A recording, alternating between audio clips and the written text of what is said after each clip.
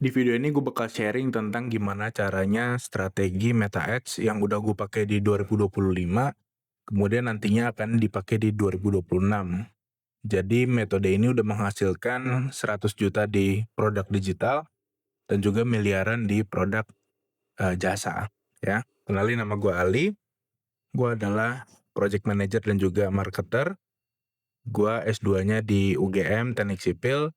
Kemudian gue membantu banyak orang investor itu atau investor properti ya atau developer itu kesusahan melakukan project management dan juga marketing. Nah, di sini di video YouTube ini gue ngajarin atau sharing-sharing juga tentang project management yang mana udah gue pelajarin di S1 dan S2 UGM. Kemudian pengalaman gue 10 tahun di digital marketing terutama menggunakan Meta Ads.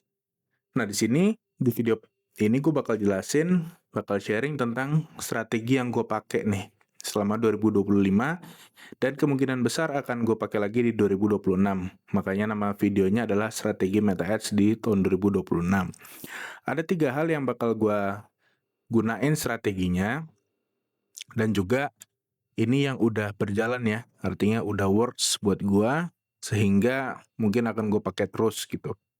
Ada 3 strategi yang gue bakal pakai di sini ya.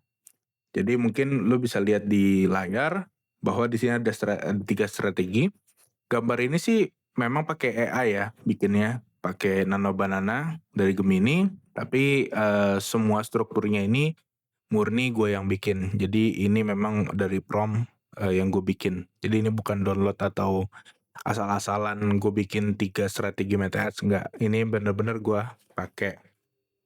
Nah, di sini ada strategi pertama itu ini rata-rata semua pasti CBO ya. Jadi gue belum pakai lagi strategi ABO, ini strateginya CBO. Itu yang pertama adalah gue bikin campaign. Oh sorry, yang pertama ini ABO. Dan ini kayaknya gue akan ganti ke CBO atau budgetnya ada di adset ya. Gue ganti budgetnya bakal ada di campaign. Jadi ada satu campaign utama, kemudian gue bikin 3 adset. Adset A, adset B, sama adset C. Nah, masing-masing adset ini targetingnya sebetulnya sama-sama broad. Jadi sama-sama nggak pakai targeting.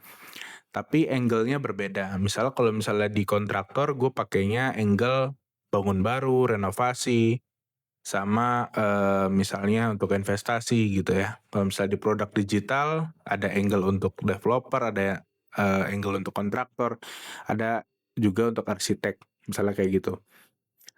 Nah, masing-masing adset itu 3 sampai 5 ads. Jadi campaign-nya adalah satu campaign, 3 adset, sebenarnya 2 atau 3 ya, tergantung budgetnya, testing budgetnya. Kemudian di masing-masing adsetnya ada 3 ads sampai 5 ads. Nanti yang jelek ads-nya dimatiin, yang jelek adsetnya dimatiin. Jadi berjalannya selama 7 hari gitu kira-kira ya. Kemudian strategi yang nomor 2 adalah perbandingan targetingnya. Ini BTW gue dapetin strateginya dari Jordan Digital ya. Lo bisa cari di YouTube, nama YouTube-nya di Jordan Digital Selling kalau nggak salah ya. Kalau nama IG dan TikTok-nya tuh Jordan Digital Selling kalau nggak salah. Ini strategi sebetulnya gue udah pakai, tapi si Jordan Digital ini lebih terukur gitu ya, lebih rapih lah. Yaitu di dalam satu campaign utama, ini budgetnya budget CBO ya, budgetnya ada di campaign. Kemudian kita ada 2 adset. Adset yang pertama itu kita targetingnya tuh kayak cara-cara dulu lah. Kita sebutin interest gitu-gitu, itu di targeting A. Kemudian yang B-nya itu adalah broad atau luas ya, atau kita pakainya broad lah. Kita nggak pakai targeting gitu ya. Nah, nanti masing-masing di adset A dan adset B ini, kalau gue sih biasanya sama 3 sampai 5 adset. Itu nanti mana yang adsetnya jelek dimatiin, adset yang bagus diduplikat, ganti budget dan lain sebagainya. Nanti mungkin gue akan bahas tentang scaling ya. Ini bahas tentang yang biasa dulu apa namanya, testing gitu. Nah, ini karena dibuat ya AI jadi agak-agak ngaco ya. Tapi intinya ngerti lah.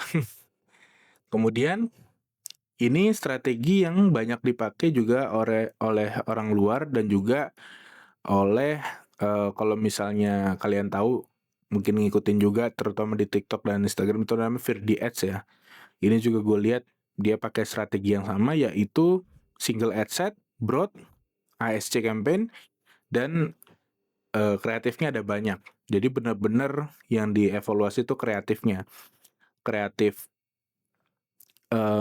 yang jelek nanti dihapus, dimatikan, kemudian dimasukin kreatif baru diadu lagi.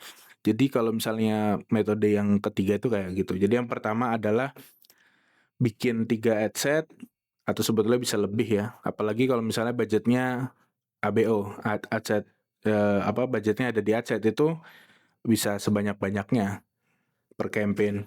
Kemudian yang dibedakan adalah angle-nya. Nah nanti apa itu angle itu nanti subscribe aja, nanti gue bakal bahas tentang yang namanya angle. Kemudian yang kedua adalah kita bikin satu campaign, 2 ad set, 1 ad set broad, 1 ad set targeting. Kemudian nanti isi ininya sama ya, isi ads-nya sama. Jadi kita mulai misalnya dari 5 ads atau dari 3 ads, itu nanti yang jelek dievaluasi, di delete gitu ya. Kemudian